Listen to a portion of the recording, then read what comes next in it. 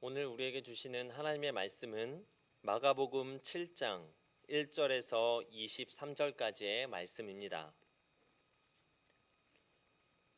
오늘 우리에게 주시는 하나님의 말씀은 마가복음 7장 1절에서 23절까지의 말씀입니다.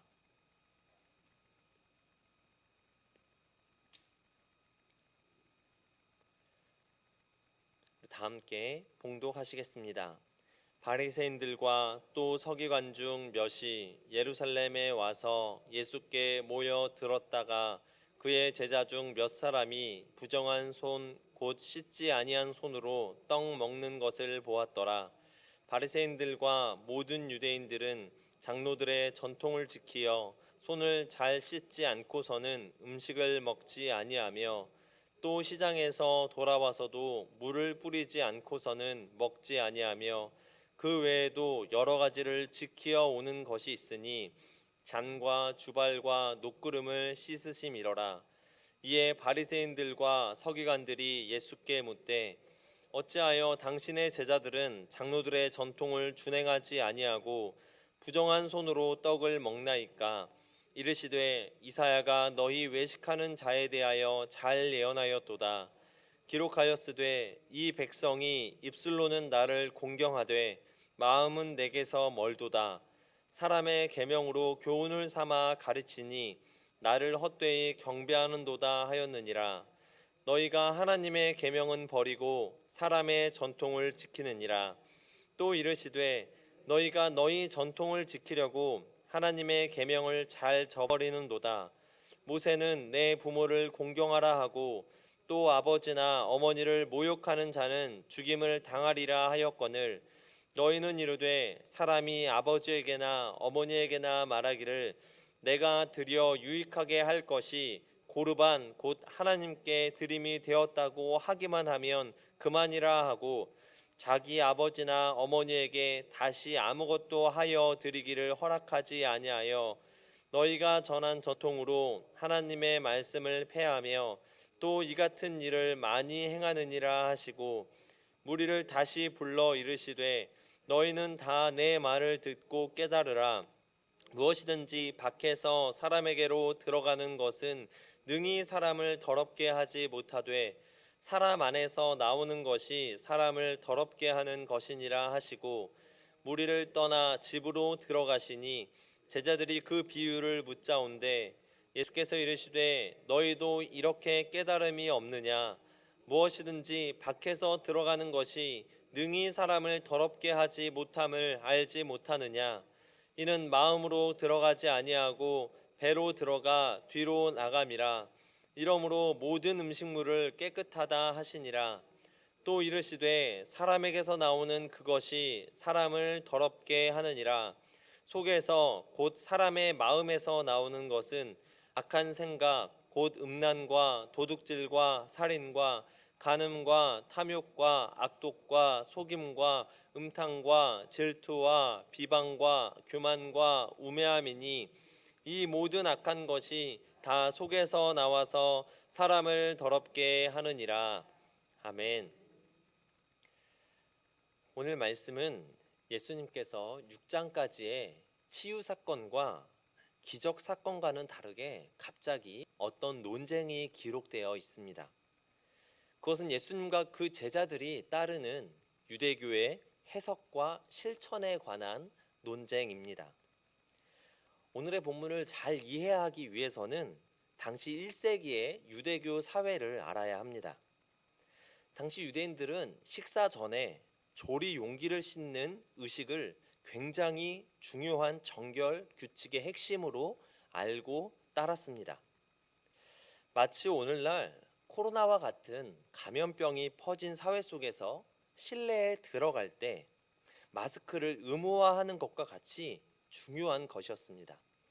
그래도 요즘은 실내에서 간혹 마스크를 착용하지 않는 사람에 대해 예전만큼 큰 불편함을 느끼지는 않지만 불과 1년 전만 해도 실내이든 실외이든 마스크를 끼지 않는다는 건 굉장히 불편하고 덜어는 출입조차도 할 수 없는 상황이었던 것입니다. 이처럼 식사 전에 유대인들이 손을 씻는 것은 너무나 당연한 것이었는데 이 행동들은 예수님의 제자들이 하지 않고 있었다는 겁니다. 누가 봐도 예수님의 제자들이 한 행동은 잘못된 것이었습니다. 지금 우리가 볼 때 손을 안 씻고 밥을 먹을 수도 있지, 하루 정도는 한 번 정도는 그럴 수도 있지라고 생각하는 그런 정도가 아니라 완전한 금지 사항이었고, 게다가 기독교인이 어떻게 그럴 수 있어? 예수님을 따르는 사람들이 어떻게 이 장로들의 이 유대교의 전통을 지키지 않을 수 있어? 라며 신앙과 연관지어 말했던 것입니다. 그런데 이런 여러 가지 규칙보다 더 중요한 것이 예수님께 있었는데, 그것은 바로 지금 바리새인들이 지키려 하는 이런 사회적 의무와 정결 예식은 잘 지킨다고 하면서 실제로 그들을 낳아주고 길러주신 부모님을 공경하는 그 의무는 하지 않는 이중적인 모습에 대해 말씀하고 있는 것입니다. 마치 영악하고 머리 좋은 회계사가 법의 허점을 잘 찾아내서 세금을 한 푼도 내지 않도록 도와주는 것처럼, 율법학자들과 바리새인들은 나의 소유는 하나님께 속했다고 선언만 하면서 부모에 대한 의무를 면제하게 해주는 것이었습니다. 정말로 위선이었던 것이죠. 그리고 오늘 본문에 나오진 않았지만 바리새인들이 지키려고 했던 이 전통과 율법의 관습은 사실 특별한 정치적 세력인 반로마 체제를 위해 성경을 해석하고 적용했던 것이기도 합니다. 즉 예수님께서 지속적으로 말씀하시는 하나님의 나라는 병든 사람들을 치료하고 소외된 사람들을 위해 잔치를 베푸시면서 어둠에서 빛으로 드러내시기 위한 것이었다면, 이 바리새인들과 율법학자들은 전통이라는 명목 하에 그들의 이익을 내세우고 그들이 꿈꾸는 그들만의 세상을 위해 하나님을 이용했던 것입니다. 그렇기 때문에 예수님께서 오늘 본문 16절과 20절 두 번에 걸쳐서 사람 안에서 나오는 것이 사람을 더럽게 하는 것이다 라고 하시면서 직설적으로 바리새인들이 하는 이 잘못을 꾸짖으며 많은 사람 앞에서 공표했던 것입니다. 지금 이 논쟁의 중심이 되는 것은 손을 씻지 않냐의 이 정결법이 아니라 이 정결법에 대해 논쟁을 벌이고 있는 이유 및 동기가 중요하다는 겁니다. 음식 규정에 집착한 나머지 진짜 중요한 하나님 앞에서의 진실과 하나님 나라에 대해서는 전혀 생각하지도 않는, 그렇게 살아가고 있는 이 사람들에게 무엇이 중요한지를 말씀하려고 하는 것입니다. 그렇다면 좀 더 쉽게 우리에게 적용해 본다면, 우리가 교회에 나와서 하나님을 예배하는 이유가 무엇인가요? 우리가 날마다 기도 생활을 하는 이유가 무엇인가요? 교회에서 사역을 감당하고 우리가 신앙생활을 하는 그 동기는 무엇인가요? 이렇게 자신에게 질문을 던져볼 때 하나님을 위해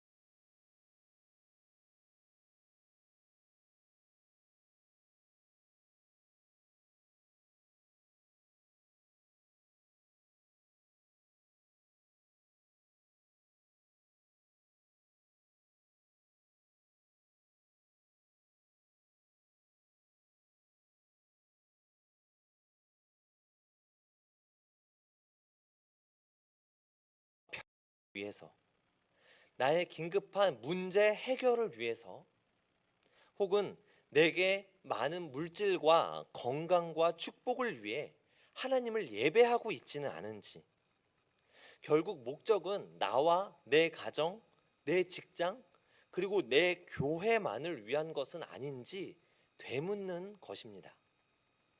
얼핏 들어보면 그게 뭐가 문제냐라고 할 수 있어요. 왜냐하면 우리가 사는 이 세상에서 나와 나의 가정과 나의 직장과 나의 교회를 우선순위에 두는 것은 너무나 옳은 일이고 당연한 것이기 때문입니다. 그러나 여기에서 미묘하게 더 중요한 것이 있는데, 그것은 나와 내 가정과 내 바운더리를 넘어 바로 하나님을 위한 나, 하나님을 위한 나의 가정, 하나님을 위한 나의 직장 혹은 교회인가 하는 것을 우리는 생각해 보아야 한다는 것입니다. 당시 바리새인들은 우리가 일반적으로 생각하는 것처럼 그냥 위선적이고 그런 사람들이 아니라, 당시 많은 사람들에게 오랫동안 신앙을 지키고 암흑기 가운데 예수님이 오시지 않은 그 시대 가운데 열심히 하나님을 따르고 섬겼던 존경받는 지도자였습니다. 그들이 하는 메시지는 엄한 메시지가 아니라 곧 하나님의 말씀이었고, 그들이 하는 행동은 그들의 회당 그리고 유대교를 위한 것이었고, 그들이 사는 그 세상을 위한 것이었습니다. 합리적인 메시지였던 것이죠. 그러나 그들의 중심에 하나님이 계시지 않는다고 예수님께서 신랄하게 비판하고 계신 것입니다. 하나님의 말씀을 전한다고 해서 하나님의 일을 한다고 하는 그들에게 예수님께서는 21절부터 23절에 그들의 내면을 가리켜 신랄하게 비판합니다. 악한 생각, 곧 음란과 도둑질과 살인과 간음과 탐욕과 악독과 속임과 음탕과 질투와 비방과 교만과 우매함이니 이 모든 악한 것이 다 속에서 나와서 사람을 더럽게 하느니라 라고 말씀하시는 겁니다. 그냥 외적인 것은 중요하지 않고 내적인 것이 중요하다라는 뜻이 아닙니다.